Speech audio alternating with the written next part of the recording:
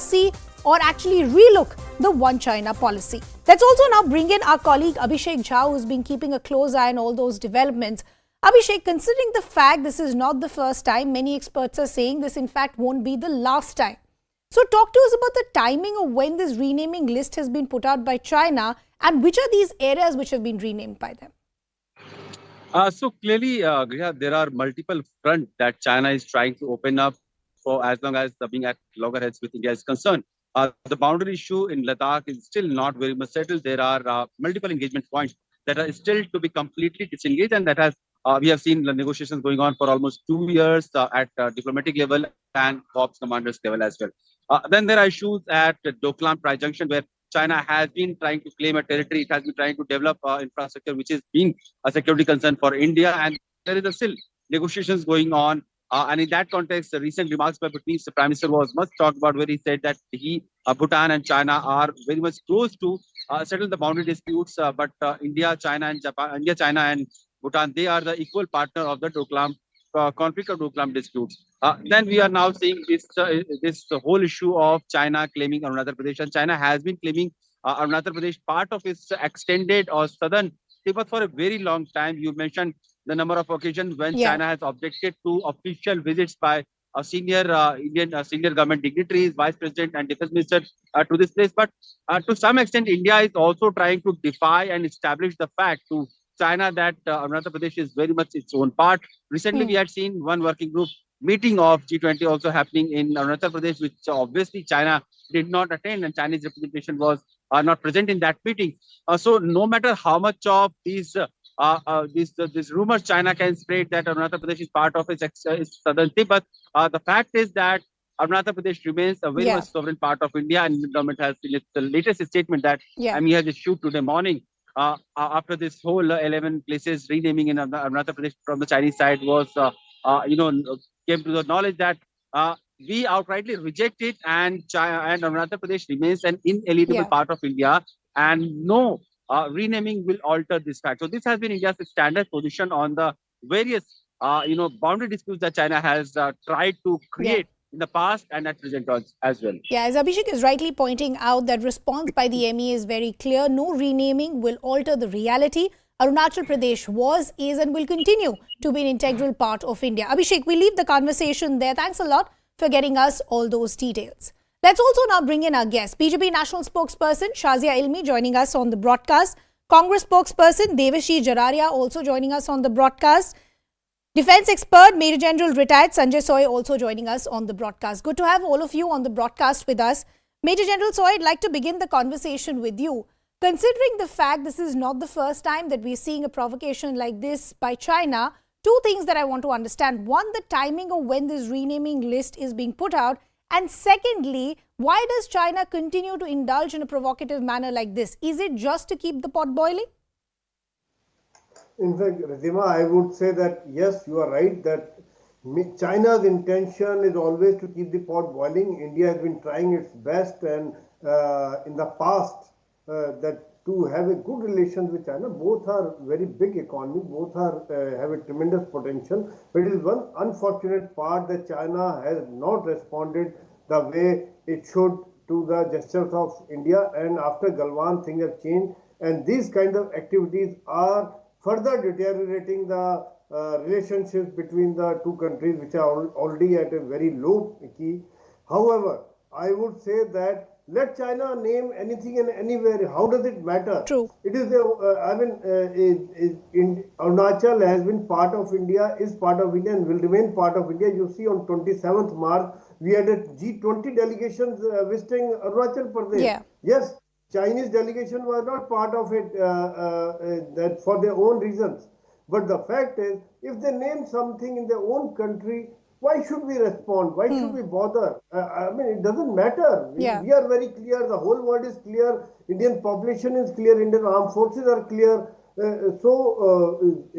Like if you say that No, the reason instead that I of asked you encouraging this, and I our agree with the point that you're making, and this is essentially what we've heard from our MEA as well, that none of this renaming will alter what the reality is. The only reason I asked you was to try and understand what does this mean diplomatically as far as both the countries are concerned. But I'll just come back to you. I want to bring in the political spokespersons as well. And Shazia, coming to you first, politically speaking, a lot of reactions coming in where the opposition is training guns at the BJP government. They're saying, considering the fact this is not the first time that China is indulging in a renaming list or a behavior like this, is because of the quote-unquote muted response of the Indian government. From the Congress to the MIM, they've all questioned the response that India has had towards China, which is allowing China to indulge in a behavior like this. Well, on matters like this, there should not be any scope of disagreement when it comes to our foreign policy and our definitive stance that India has taken. So I think it's very unfortunate that opposition has to make this out to be yet another reason to score brownie points. But having said that, we know MEA has reacted sharply and has made it amply clear that Arunachal Pradesh remains an integral and inalienable part of our country.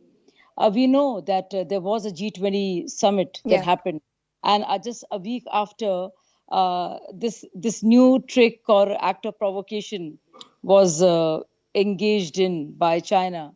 So, there has been a sharp reaction and a rejection of China once again over its claim. Yeah. And neither have we reiterated, and we've just said that we stand. Our stand on various policies, including one China policy, remains as it is. So we don't want to go there or be drawn into that. Yeah. And our spokesperson has made that amply clear. But I think it's very unfortunate that opposition has to make this also about attacking Modi ji. I mean, this is not about that. This is our borders. Devashish, taking on from the point that Shazia is making, and this is something that the BJP has reiterated time and again. You're in the opposition. You have all the rights to have difference of opinion for a democracy to thrive and function. But should this difference of opinion come where issues of national security come in? Well, definitely not. Congress party believes that security and the integrity of the country is the utmost priority in this matter. But what's happening in this matter? We have seen this issue of renaming 11 locations by China. This incident should not be seen in isolation. We know that the China has aggressive one China policy, and defensive countermeasures from the Indian government are not going to help. What has happened? No, but if you look at the counter that's coming in from our forces on the ground, those facts are for everybody to see. As far as tackling the build-up or aggression at the LSE is concerned, there is a counter happening. We've heard from the External Affairs Minister time and again that as far as peace deployment is concerned, that's one of the highest that we've seen as far as one can remember. So the only question that is being raised is from demoralizing the morale of our forces to questioning our policy as far as national interests are concerned. Is that what the opposition should be focusing on? No, I'll tell you what demoralizing means. When the opposition asked and raised the question about the Chinese incursion in India, what the Prime Minister said, वहां तो कोई घुसा ही नहीं है, हमारी कोई post पे कब्जा ही नहीं हुआ. This is what they said.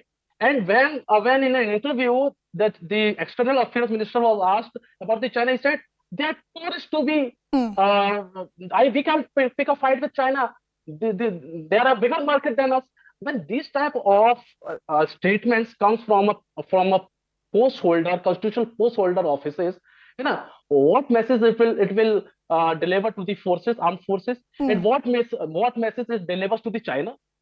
Chinese will think that this government is just a puppet government. But as far as China is concerned, the MEA has responded there, Devashish, and I will go back to Shazia in just a bit. But Major General Sanjay, so I want to bring you back in the conversation, keeping the political allegations, counter allegations apart. Diplomatically speaking militarily, I want to understand, is it now time for possibly to have a relook as far as the One China policy is concerned? Is that now being seen as a big thorn going forward? In fact, that is a very, very debatable point. But yes, India, as far as India is concerned, India is maintaining its stand that at present, yes, we are taking that border security and those guarding the borders are there. But yes, one China policy is one part where the support to the Taiwan, yes, we can think of that. And other important thing which I would also like to highlight is why not talk of the independence of Tibet, for which we have been, Dalai Lama is here, the Guru Dalai Lama has been given shelter by India, and we have been supported the independent Tibet for a long time, and they are there in Yol camp and Makhloudganj area, which is the Tibetan capital in exile. Sure. So the kind of actions are already there. So as far as this India's stand is concerned, I would say that in the present context, China always tries to create problem. Okay. If you see that in the past also, whenever Xi Jinping was visiting India, or whenever some high-level meeting was there, before that they will always create some border dispute to keep us on a reactive mode. And that's why I started the conversation by understanding that is this China just trying to stay relevant, to try and keep the pot boiling? But Shazia, coming back to you, the criticism that's coming in from the opposition is that we're not questioning as far as the behavior of our armed forces are concerned. We're only questioning the response of the central government, and as opposition they have all the right to do so, because many opposition leaders today going on record and saying that this is a government that actually has the facts. So if the facts are not presented, you'll continue to see episodes like these. Well, if everybody knows what the central government or what India is doing, and our country works differently, and we work. Our armies are not like the armies like our neighbors. So we are a very responsible country with a very responsible system of armed forces who listen in, and political will works in a manner that only enhances the power and valor of our forces, and not the other way around. So to say that our response is not correct, it does mean that you cast aspersions on the people who have been taking decisions, and there are informed decisions, there are planned decisions, there are orchestrated attacks and counter-attacks and surveillance that is done.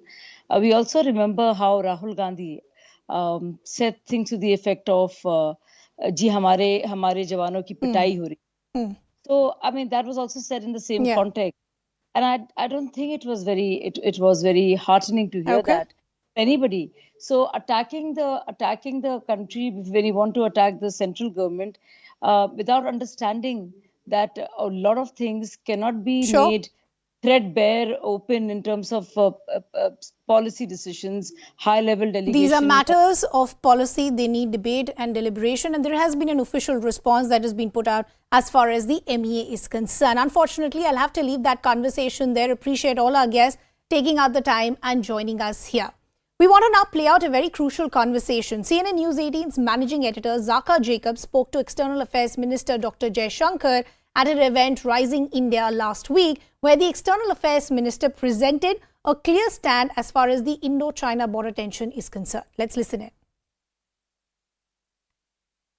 So tell me, since you mentioned China, where are we on this, the border confrontation that happened? I mean, I believe out of the 7 odd points, 5, there has been disengagement, 2, there is still no disengagement.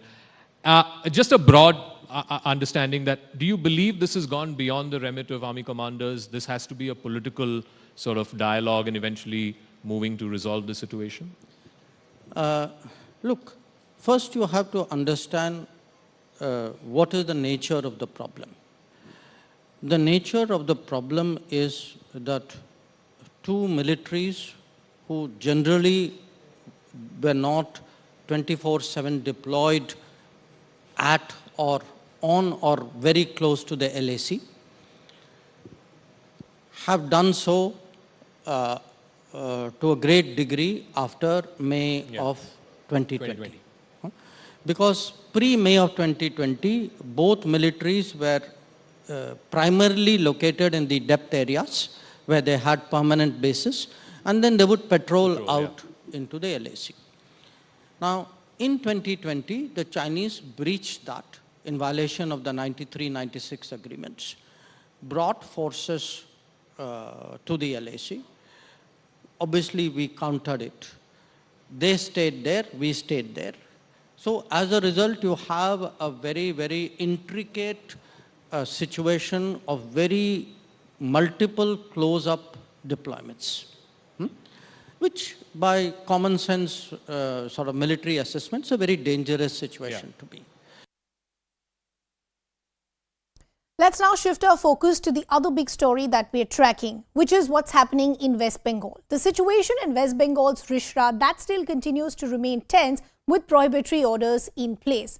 Today, you had the governor of West Bengal also visiting Rishra, and he took stock of the situation, also gave a word of reassurance that peace in fact will prevail. But as far as the political war of words between the BJP and the TMC is concerned, that still continues. The BJP on one hand continues to mount pressure on the Mamata Banerjee-led government over the violence that happened in Hooghly. The BJP state president once again sat on a dharna where he was stopped by the police from entering Rishra because, as we pointed out, Rishra currently has section 144 that has been imposed. The dharna stage was then dismantled by police on the ground. On the other hand, as far as allegations by the TMC are concerned, they've gone on to slam the BJP. They've gone on to allege that the BJP in fact is bringing goons to places like West Bengal because they want to indulge in violence. Some political reactions coming in. Sumit has now confessed to this crime. He has confessed to the fact that yes, he was carrying this pistol in the BJP procession and that he is a BJP worker. So now what does BJP have to say about this? They are the ones who manufacture fake news and fake videos. We wait for their answer. जितने agency है वो सब विस्फोट और छुपने के लिए काम किया ममता का पुलिस, इसलिए वो इकट्ठा करने के लिए मुस्लिम वोट वो एक काम घटा रहा है, वो साजिश जानबूझ के कर रहा है। वो सभी को धर्म बनाने के लिए जहां मुहर्रम का जुलूस निकल सकते, रामनवमी के जुलूस निकल सकते। आप क्या कहने वाले हैं इसके बाद में? देखिए, हम लोग चाहते हैं कि मैं बाई ट्रेन आए। यहाँ पे कल रात में जो पत्थर फेंके थे, जो ट्रेन के ऊपर जो पत्थरबाजी हुआ था, हम यहाँ पे आके सबके साथ बात करने के लिए यहाँ पे आए हैं। और यहाँ पे जो जो हिंदुओं के ऊपर जो अत्याचार हुए हैं, जो हमारे पास फोटो भी है, उनका घर भी जाना चाहते हैं हम लोग। और अगर नहीं जाने देंगे तो हम थाने में जाके बात करेंगे क्यों ऐसा सिचुएशन है। अभी तक कोई अरेस्ट नहीं हुआ है। जो लोग पत्थरबाज थे, ऊपर से मस्जिद से ऊपर से पत्थर फेंके थे, अभी तक अरेस्ट नहीं हुआ है। ये 144 क्यों होगा? ये रेल का प्रॉपर्टी है। यहाँ पे कागज दिखाना पड़ेगा कि रेल का प्रॉपर्टी में 144 है। यहाँ पे ट्रेन जा रहे हैं, आ रहे हैं, सब यात्री लोग हैं, ट्रेन पे उठ रहे हैं, यहाँ पे कैसे 144 होते हैं? So political war of words, allegations, counter allegations, they continue. But let's talk to you about how the last 5 days have looked as far as West Bengal is concerned. Let's begin from the 30th of March and let's begin with what really happened in Howrah. There was violence that was seen during a procession. This is where allegations started from the BJP questioning the law and order situation as far as the state of West Bengal is concerned. Let's talk about the next 24 hours. On the 31st of March, tension still prevailed in the area of Howrah. As we pointed out, then you also had areas like Shibpur and others who were hit because of this violence. Now here the TMC has been saying, in fact, these were goons that were brought in by the BJP who only wanted to create unrest as far as the state is concerned. Section 144 was also then imposed in certain areas like Bishpur and others, but the BJP was questioning the timing of when Section 144 was imposed and why this couldn't have been brought in earlier. Let's talk about the 1st of April. At that point, you had the BJP's Raju Jha, who in fact was shot dead. This resulted in a lot of protests and dharna as far as the BJP is concerned. From the state government, they said an investigation is on and they also beefed up the security personnel on the ground. Then, on the 2nd of April, despite all measures being taken by the state government, episodes and pockets of violence were still reported.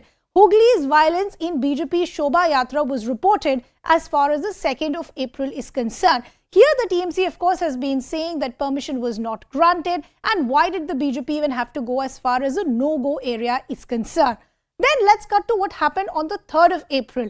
Tension still prevailed as far as Hooghly is concerned. You had the BJP West Bengal presidents whose convoy in fact was halted because the police officials said that Section 144 is in place, so we cannot let you to go forward. The BJP continues with their protest. They staged a sit-in dharna even today, and the allegations and counter-allegations still continued. But the larger question is, who's really stoking the fire that these episodes of violence are still being reported from West Bengal? Let's bring in our colleague Kamalika Sen-Gupta, who in fact has been reporting for us. She in fact is joining us from Rishra in West Bengal, where Section 144 has been imposed. Kamalika, help us understand, what does the ground reality look like today? See, the ground reality here in Rishra is more of normal. Situation is coming back to normalcy, but there is obviously a tension inside. The situation is under control, but tension is there. You can see here also, we are standing in Vishalaki. This is the place where Shukanta Majumdar was stopped yesterday. Today also the guards are there, the police is there. And as far as the Rishra station is concerned, the area, 4 number Rishra lock gate, yesterday night, that was the area where the new tension triggered, which actually disrupted the train activity.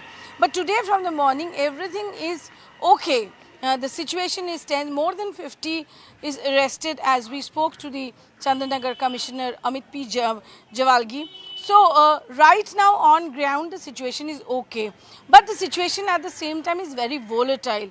When the situation will take its new turn, that nobody knows. Like yesterday, all through the day till night it was okay, but suddenly the violence started after 9 o'clock. So there where the concern area is, that a peaceful day does not mean a peaceful night. So but today the situation seems to be much under control. And Governor C.V. Anand Bose himself has cut short his visit. He came here, he went to the ground zero, he was briefed by the Chandanagar Commissioner and the senior police officials. People want peace, that's very clear. You know, we were speaking to people yesterday. People here has stayed together for long. Yeah. So what really triggered in this issue is a big question, because this is not the character of this region. Right. As far as Trinamool is concerned, they are saying that Bengal's culture is not this. On the other hand, they are alleging that this is the BJP culture. On the other hand, the BJP is alleging that this has happened just because of the appeasing theory of Mamata Banerjee. As to Kamalika one is rightly community. pointing out, Now, because these allegations and counter-allegations still continue, at the heart of this also is a very crucial question, Kamalika, which is that who are the faces, who are the people who are behind this violence? Now, this one name which is being used by the TMC is of Sumit Shaw. They in fact are saying that this person, Sumit Shaw, who's been arrested, in fact has confessed that he was carrying firearms and he in fact was part of this protest. What do we know about this person? Yeah, this person hails from Howrah itself, and the day when Ram Navami's first day, when violence erupted in Shibpur area, he was carrying a pistol. Now this was shown, this became viral, and this was tweeted by Abhishek Banerjee. And last night, this person was arrested from Munger, and he hails from Howrah. And you know, let me tell you that we were talking to the local people and some sources there, both in Rishra and also in their places. Some people are saying that there is a definite plan behind all these things. Also, people are saying that since, you know, Bengal is known for its coexistence theory, people who have come from outside, are they making this? That's also a question that some of the local people are raising. On the other hand, the TMC is also raising things, but BJP and BJP supporters, they are totally saying that this is because of Mamata Banerjee's appeasement theory.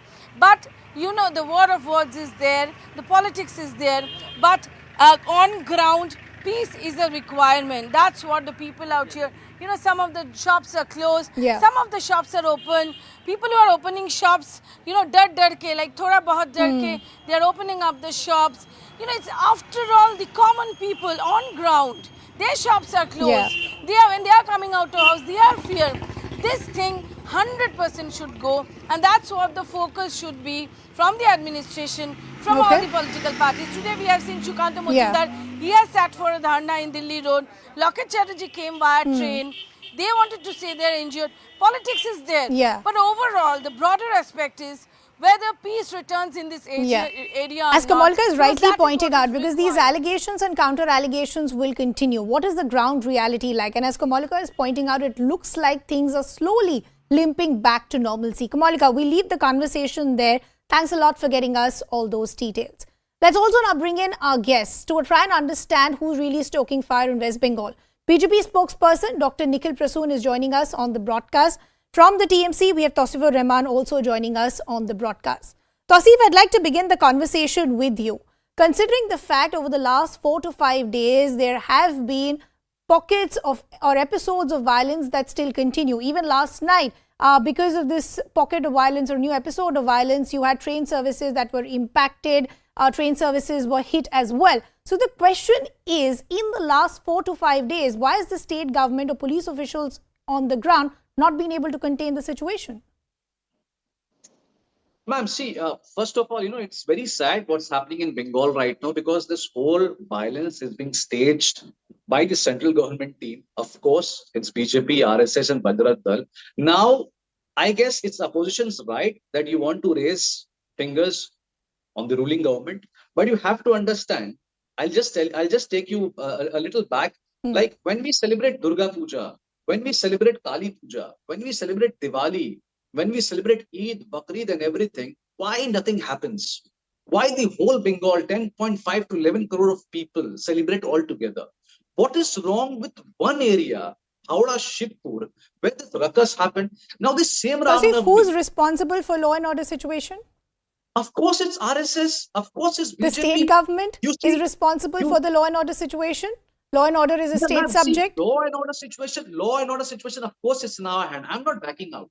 I'm not a coward that I will say we don't know. Of course, it's our job. But you have to see, CNN News 18 it's not a small channel. You have a clip where the Honorable Chief Minister of West Bengal, she clearly said that 33% of minorities are there in West Bengal. They are going to open their fast. And you people need to protect them. And please do not derail the route.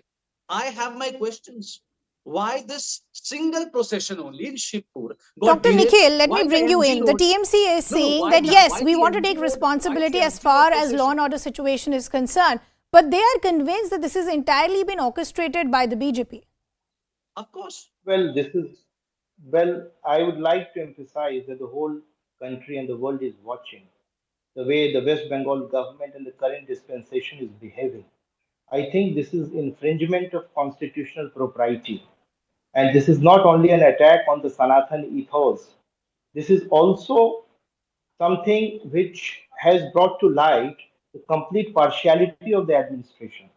And it was orchestrated by none other than the Chief Minister herself, because as she was sitting there on the Dharna Manch, in the morning of Ram Navami, she herself instigated the violence by, promulgating that those Ram Navami rallies that would be passing through the stretch dominated by the minorities, that should be dealt with strictly, and they should be, avoiding certain routes or things like that.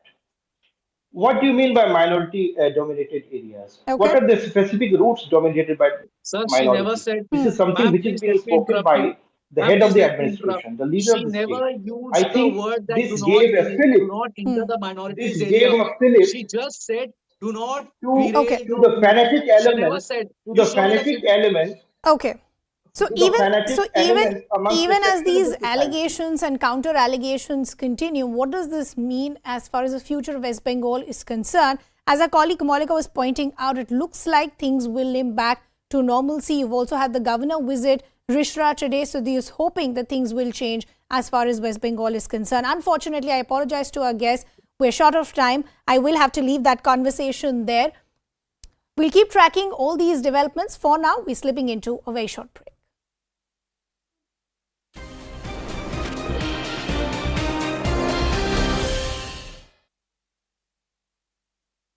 Why there's a delay in BJP releasing its list of candidates? Let's listen into what Chief Minister Baswaraj Bommai has to say on this.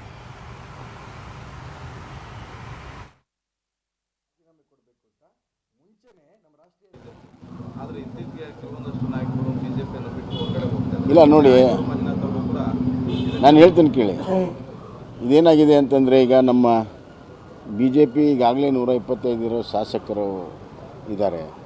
ಅಲ್ಲಿ ಕೆಲವರು ಆಕಾಂಕ್ಷಿಗಳಿದ್ದಾರೆ. ಅವ್ರಿಗೆ ಅಲ್ಲಿ ಅವಕಾಶಗಳಿಲ್ಲ ಅಂತ ಮನ್ಕೊಂಡು 2-3 ಜನ ಬಿಟ್ಟೋಗಿದ್ದಾರೆ ಹೊರತಾಗಿ.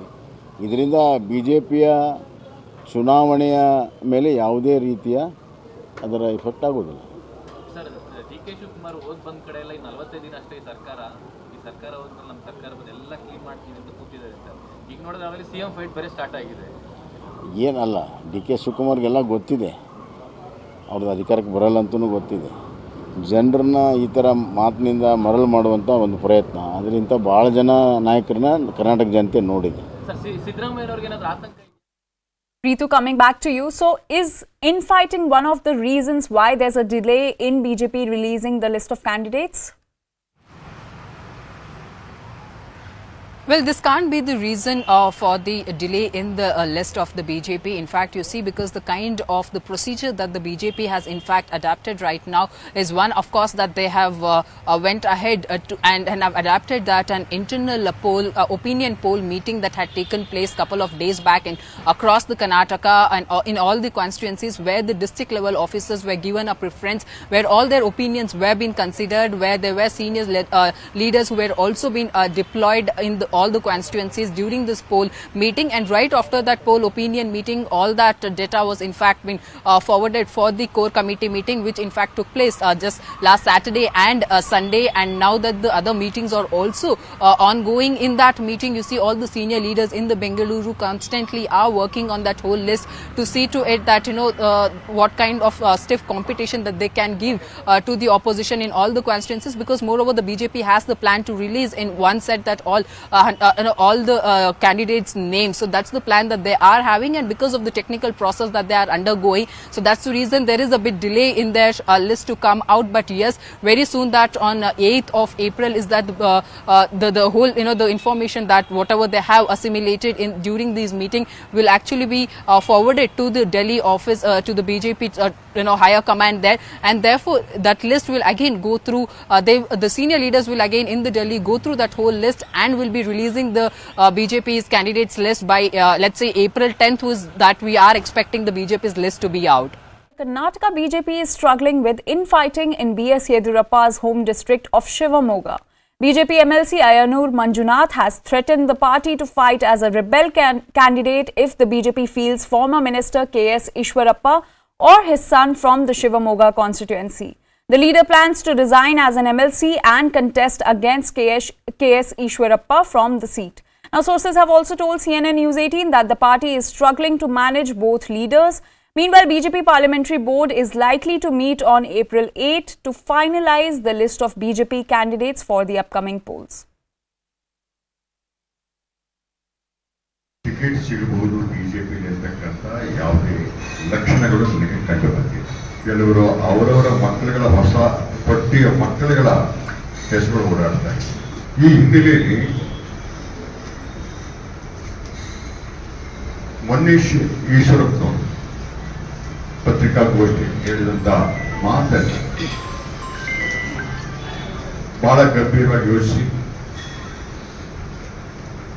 ನಮ್ಮ ಸ್ನೇಹಿತರು ವಿಶ್ವಾಸಿಗಳೊಟ್ಟಿಗೆ ಸಮಾಲೋಚನೆಯನ್ನು ಮಾಡಿ ಒಂದು ನಿರ್ಧಾರಕ್ಕೆ ಬಂದಿದ್ದೆ, ಸ್ಪರ್ಧೆಯನ್ನು ಮಾಡಲೇಬೇಕು. CNN News 18's Ritu is joining us on this story. Ritu, can you tell us more about this infighting that has erupted in the BJP for the Shivamoga constituency? Well, exactly. You see, ahead of the polls, there's a double trouble for the BJP in the state that we can see, because Shivamoga happens to be a very important constituency for the BJP. In fact, it has a very good, strong hold in that particular district. And you see, the present MLA from that particular constituency is K.S. Ishwara, who happens to be the former minister as well. But right now, this whole clash has erupted because Ayanur Manjunath, who is also an aspirant for the ticket, in fact, is very much miffed against the party, where he has, in fact, alleged that the K.S. Ishwarappa has not refrained from making derogatory statements against him, and he is very much iked about it, and that's the whole reason that he want to contest against K.S. Ishwarappa and give him a strong competition there, because, and also on the other hand, you see the K.S. Ishwarappa is eyeing a ticket once again, either for himself or for his son Kantesh, but yes, it's unlikely that the party will be able to give ticket to KS Ishwarappa because he's almost 74 years, and all you see what's the policy of the BJP also talks about in that manner, and that's the whole reason the former minister is trying a ticket for his son. But on the other hand, what we can also, what one has to note here is also that if Ainur Manjunath also happens to resign from the BJP, then he will be the third MLC who would be resigning from the party. You remember just last month that two BJP MLCs in fact put their papers and have joined Congress because of the ticket that they really want to contest from one or the other constituency, where you see Putana happens to be getting a ticket from the Rajaji Nagar constituency from Congress. On the other hand, Babu Rao, who left BJP recently, resigned from his post, has also joined the Congress, and there he's also hoping a ticket from Gulbarga district. So that's the whole reason you see the Ainur Manjunath is also hoping for a ticket, but unlikely that the Congress party will be giving him a ticket. So that's the reason Manjunath also has made it clear that no matter whichever party in fact invites him, he will be joining that party to contest and give a strong competition to KS Ishwarappa to show his strength. Also, is this infighting one of the reasons why there's a delay in BJP releasing its list of candidates?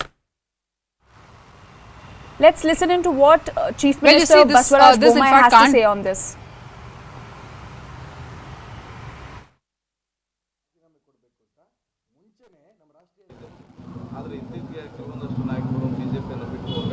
ಇಲ್ಲ ನೋಡಿ, ನಾನು ಹೇಳ್ತೀನಿ ಕೇಳಿ. ಇದೇನಾಗಿದೆ ಅಂತಂದರೆ ಈಗ ನಮ್ಮ BJP ಈಗಾಗಲೇ 125 ಇರೋ ಶಾಸಕ.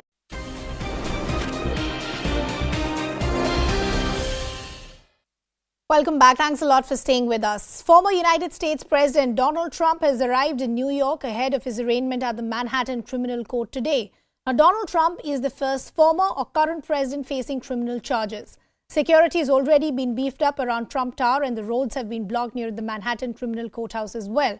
Remember, Donald Trump is facing over 30 counts related to business fraud following an investigation into hush money payment to an adult film star, Stormy Daniels, that dates back to 2016 election. Now, Stormy Daniels has also gone on to allege that she in fact had an affair with Donald Trump in 2006, which Donald Trump has denied. Let's also get you this ground report by CNN.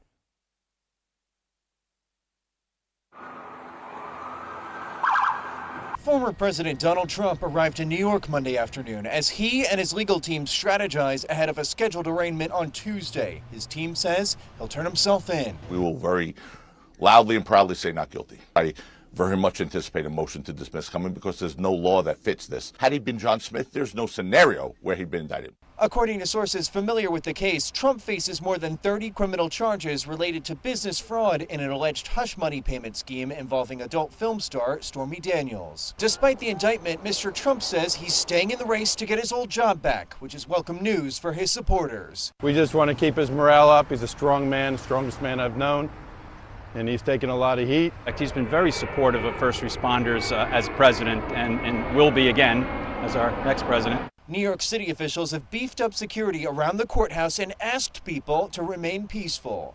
New York City, as always, will be prepared. The NYPD and our entire public safety apparatus are always prepared. While there may be some rabble-rousers thinking about coming to our city tomorrow, our message is clear and simple. Control yourselves. Trump's legal team said the former president will challenge, quote, every potential issue once the indictment is unsealed. The team will look at every potential issue that we will be able to challenge, and we will challenge it.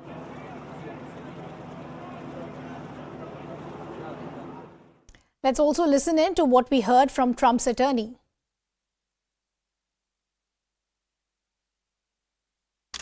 In 1 second, one flash, one photo, an indelible image is produced, steeped in the long history of the justice system. Eyes forward, looking right into the camera, that exposure exposing the person, becoming a lasting part of their own legacy. Al Capone, Pablo Escobar, John Gotti. These mugshots of famous suspects have become iconic. Lee Harvey Oswald's taken just hours after he assassinated President John F. Kennedy. O.J. Simpson's mugshot as enduring as images of his white Ford Bronco racing down a California highway. Now all eyes are on the former president's movements, and the palace intrigue is building. If Trump, known for his media and image savvy, will become the first former president to have a mugshot taken or not. And the leaning has been not to because, A, it's not really necessary. Everybody knows what he looks like. It's not like if he fled the jurisdiction that they would say, wow, we really should have had that mugshot. B, if they need to, they can create a mugshot from existing pictures. But the real concern is that the mugshot is going to be misused. New York state law prohibits the release of booking photos unless police say there is a legitimate law enforcement purpose to release them. Sources tell CNN authorities are concerned about the potential photo leaking. The Trump team is trying to avoid it. I do have a problem with leaking of pictures. I think that because we're in a campaign, because he's the leading GOP candidate, it's not going to help anything. Mugshots are for people so that you recognize who they are. He is the most recognized face in the world, let alone the country right now. So there's no need for that. There's no need for the theatrics, no. Other politicians like John Edwards, Tom DeLay, and Rick Perry attempted to turn their mugshot into more of a pleasing headshot, smiling with perfectly coiffed hair, suit, and tie. Then there are the mugshots that go on to become celebrated. Martin Luther King, Rosa Parks, John Lewis, Jane Fonda, a badge of defiance. The world waits now for Tuesday's historical moment, a moment that would only be punctuated by this unparalleled mugshot. Cutting across now to CNN's Gloria Pazmino, who's joining us live from the Manhattan Criminal Court Halls. Gloria, good to have you with us here on CNN News 18. Now, the indictment still remains under seals, but talk to us about the big allegations and the criminal counts against the former president.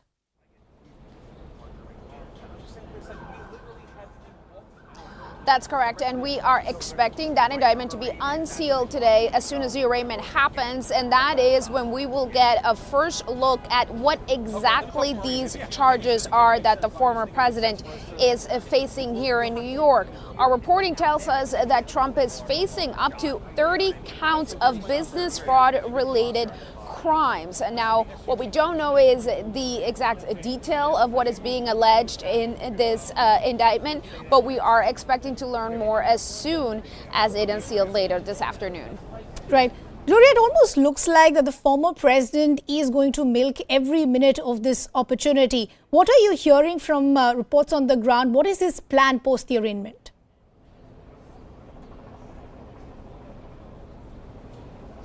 Well, the former president is not going to spend much time here in New York as soon as the arraignment is over. He is scheduled to head back to Florida, to Mar-a-Lago, where he lives, and he is expected to deliver a primetime speech there this evening. That will be when he addresses his supporters following this arraignment. To the big question, how do you see this impacting the presidential race?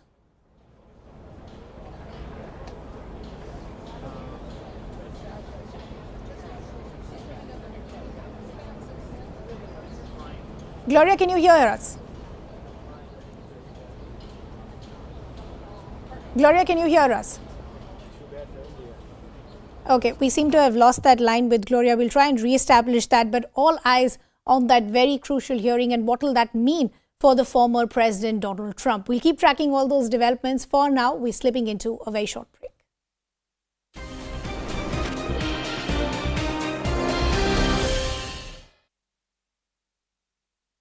ಸರ್ಕಾರಕ್ಕೆ ಬರಲ್ಲ ಅಂತಲೂ ಗೊತ್ತಿದೆ. ಜನರನ್ನ ಈ ಥರ ಮಾತಿನಿಂದ ಮರಳು ಮಾಡುವಂಥ ಒಂದು ಪ್ರಯತ್ನ ಅದರಿಂದ ಭಾಳ ಜನ ನಾಯಕರನ್ನ ಕರ್ನಾಟಕ ಜನತೆ ನೋಡಿದೆ. Ritu, coming back to you. So is infighting one of the reasons why there's a delay in BJP releasing the list of candidates? Well, this can't be the reason for the delay in the list of the BJP. In fact, you see, because the kind of the procedure that the BJP has in fact adapted right now is one, of course, that they have went ahead and have adapted that an internal poll, opinion poll meeting that had taken place a couple of days back across the Karnataka and in all the constituencies where the district level officers were given a preference, where all their opinions were being considered, where there were senior leaders who were also being deployed in all the constituencies during this poll meeting, and right after that poll opinion meeting, all that data was in fact been forwarded for the core committee meeting, which in fact took place just last Saturday and Sunday. And now that the other meetings are also ongoing, in that meeting you see all the senior leaders in the Bengaluru constantly are working on that whole list to see to it that what kind of stiff competition that they can give to the opposition in all the constituencies, because moreover the BJP has the plan to release in one set that all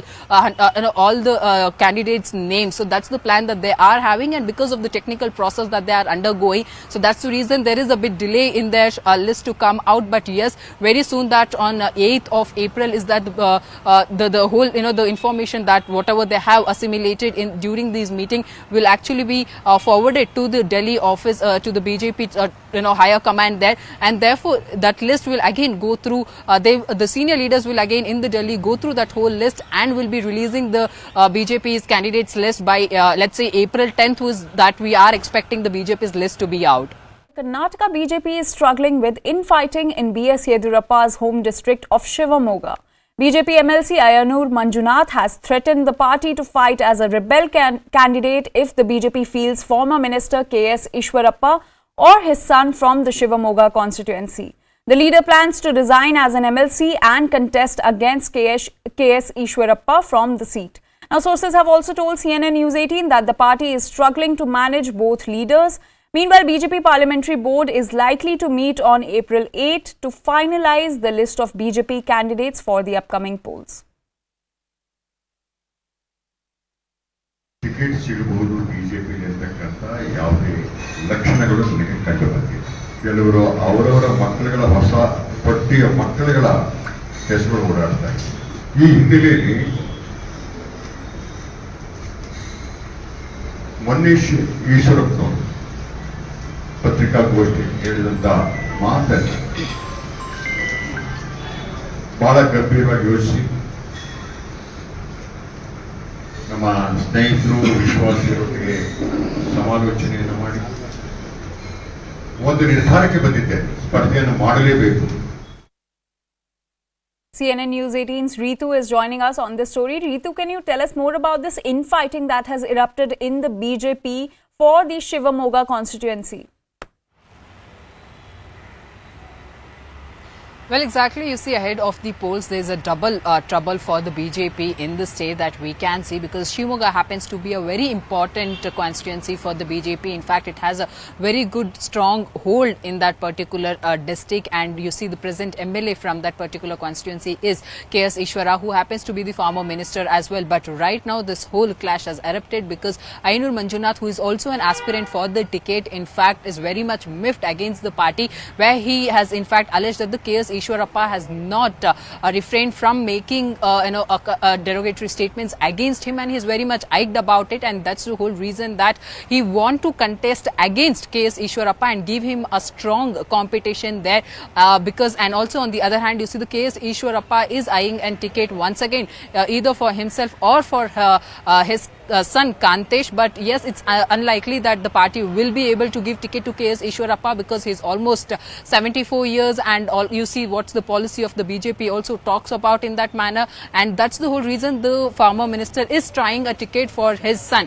But on the other hand, what we can also, what one has to note here is also that if Ayanur Manjunath also happens to resign from the BJP, then he will be the third MLC who would be resigning from the party. You remember just last month that two BJP MLCs in fact put their papers and have joined Congress because of the ticket that they really want to contest from one or the other constituency, where you see Putana happens to be getting a ticket from the Rajaji Nagar constituency from Congress. On the other hand, Babu Rao, who left BJP recently, resigned from his post, has also joined the Congress, and there he's also hoping a ticket from Gulbarga district. So that's the whole reason you see the Ayanur Manjunath is also hoping for a ticket, but unlikely that the Congress party will be giving him a ticket. So that's the reason Manjunath also has made it clear that no matter whichever party in fact invites him, he will be joining that party to contest and give a strong competition to K.S. Ishwarappa to show his strength.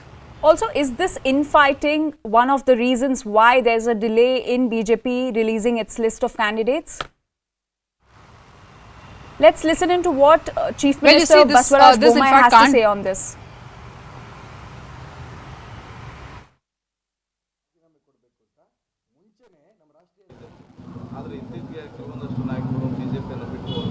ಇಲ್ಲ ನೋಡಿ, ನಾನು ಹೇಳ್ತೀನಿ ಕೇಳಿ.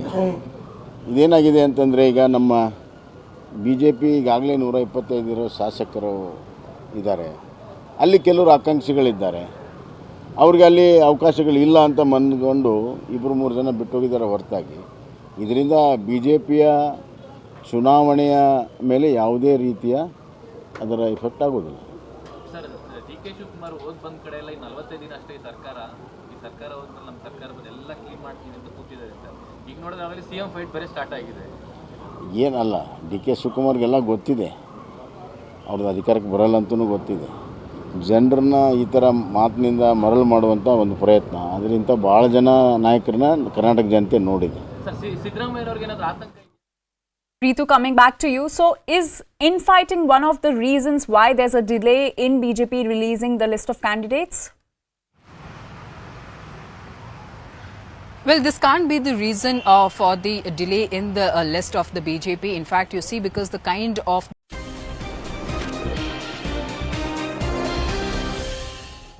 Welcome back. Thanks a lot for staying with us. Some breaking developments now coming in. Former Prime Minister H.D. Devegowda has made a big allegation. He's gone on to allege that there is a secret pact between Siddaramaiah and B.S. Yediyurappa. He's also gone on to say not aware if their central leaders have approved this. He further added that he is not interested in any tie-up either with the BJP or the Congress. This even as the BJP wants to field a strong candidate against Siddaramaiah in the Varuna constituency. And B.S. Yediyurappa has already jumped the gun and declined Vijendra's candidature, his son, from the Varuna constituency. But first, let's listen in to what H.D. Devegowda had to say. In these elections, is there any tactical understanding between Congress and JDS, sir? I have already made it very clear, absolutely clear, what has happened between the two former chief ministers. What more you want? Yediyurappa was a former chief minister. Siddaramaiah was a former chief minister. I have made it absolutely clear. Both have come to an understanding. It is these two national parties, whether they have given their consent for this type of understanding between the two former chief ministers of the two national parties. It is up to them to react, not. And sir, what about Hassan seat, sir? There are so many No contenders. problem. You don't worry about it. It's my home district. I will take it. And sir, ये opposition unity की बात करते हैं, for opposition unity की JDS and Congress एक साथ आ जाए opposition unity को लेकर, for that sir? No, I am not interested in the unity of the JDS Congress or JDS. Let's also now bring in our colleague Harish, who in fact has been tracking these developments. So Harish, a big allegation there being made by H.D. Devegowda saying there is some sort of secret pact between the BJP and the Congress. Has the BJP or the Congress reacted so far? Well, both the parties are yet to respond, but the context is we are talking about Siddaramaiah contesting from Varuna, and there has been effort by a section of the BJP to get Vijayendra to contest against Siddaramaiah in Varuna. And even before the BJP High Command has announced its first list, you've had B.S. Yediyurappa coming out and in a way clarifying that at no cost will Vijayendra contest against Siddaramaiah. Now the close equation between Siddaramaiah and Yediyurappa in state politics is very well known. Irrespective of the kind of media statements they issue, they enjoy a good relationship. And that's perhaps one of the reasons why the JDS is saying that there is an understanding between Siddaramaiah and B.S. Yediyurappa. And they are asking if the national leadership of both these parties are aware of it. Have they approved of this? And perhaps he's indicating that this equation might cost both the parties in some of the seats if this relationship continues and they tacitly help each other. Okay, Harish, we leave the conversation there. So, big allegation there being made by the JDS that there is some sort of secret understanding as far as the Varuna seat is concerned between the BJP and the Congress. We'll still await an official reaction from these political parties. With that, completely out of time, leaving it here, Plain Speak is up next.